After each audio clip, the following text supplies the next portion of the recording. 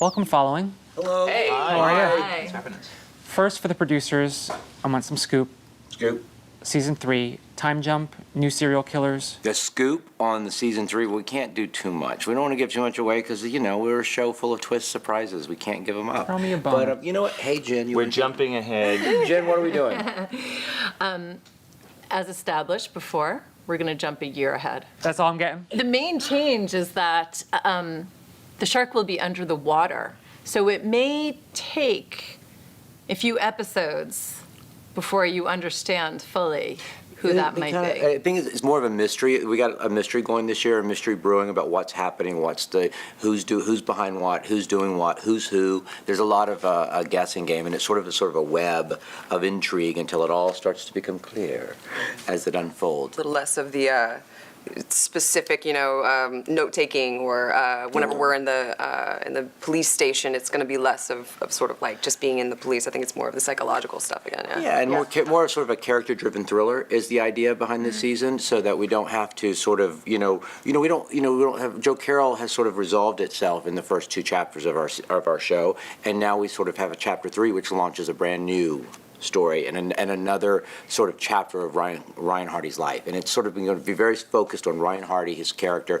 and his life. Right? Mm-hmm. Is that fair to say? That's very fair to say. Yeah. I mean, we're getting back to the roots of the pilot that Kevin wrote. It's very Ryan Hardy centric. Because the shark is back under the water, we're going to see it as a psychological profiling. He's going to be putting the pieces together, and we're going to be in his point of view. We're going to be making the discoveries along with him and with his team. And Sam, how are you feeling about going from playing 2 characters to just one? Honestly, I'm going to miss my brother. I mean, it was, as an actor, it was the most humbling and rewarding acting job I've had to date, to play 2 very unique people. So obviously I'm very sad that to lose one of them. I think in terms of story, and I don't know too much, but in terms of the story for Mark carrying on, it can only enhance him as a character and make him more interesting. I don't think he's going to just kind of stay where he was. I think the loss of his brother is going to impact him quite dramatically, and I'm fascinated to see how that turns out over season 3. You'll still get to have some fun because we're in going back to the pilot as a setup. We'll do flashbacks, and I think maybe we can play with that a little bit and get to see his brother again. I'm very happy. I'm very happy. But Mark is going to come back in a whole new fashion, and look for him in episode 1, and you will find him in a very surprising location. Sean and Jessica, you had that kiss last season. Finally. A year time jump. I'm thinking a baby, maybe. Well, I mean, technically there could be a baby. I'm not sure there'll be a baby. I think what I'm looking forward to this season is, and having this year to jump ahead, I think, Mike is still going to be very affected by the loss of his father, the sort of bloodlust he has for the Gray family. What I think is going to be fun is that Mike all of a sudden has this really positive influence in his life, which is a relationship, some romance. And so I think, I don't think the relationship will ever necessarily be easy for these 2, just based on the sort of experiences they've had, the life that they've lived so far.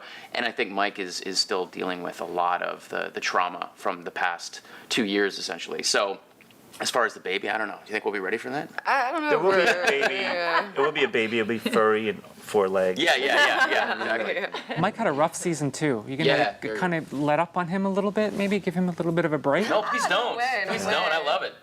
He'll appear a little happier in the beginning, but it will be a slow disintegration. Mm-hmm. We're bringing him back in a happy place, because that kiss was magical. I mean, that kiss was really gave so much hope. Yeah, and I think, but what I love about Mike is I just think it's sort of he's so wonderful in the role, and I think he sort of created the role, and it's a very complicated sort of journey for Mike, and he's a very likable sort, but he's also, there's an edge to him now, and it's a very hard edge, and it's just like we got to see where that takes him. I think it's a fun relationship for my character because, obviously she's dealt last year with her uncle and now her love interest.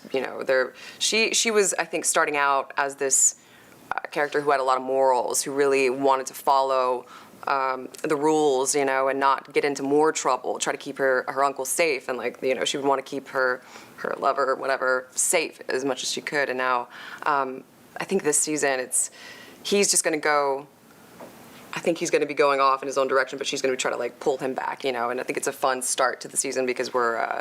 I'm not sure how much I can give away, but I think we're very close. We're very, very close when you come back and see us for the first time, living quarters and whatnot. So we'll be put to the test. It's also fun to see the good guy, but Mike, I always saw Mike as the pure good, the innocent, you know, the real guy who's out for, had all the morals in the right place, you know, become corrupt. Like, and that idea, like, I thought season 2 had an amazing journey for Mike Weston's character because you saw him being tested so many times. And so I'm fascinated to see where, you know, how close towards Ryan Hardy type, you know, corrupted and obsessive does he become. And that's fascinating as a character. We have two, they're really essentially very upstanding. They have morals. They have, you know, they're the good guys, both of these characters.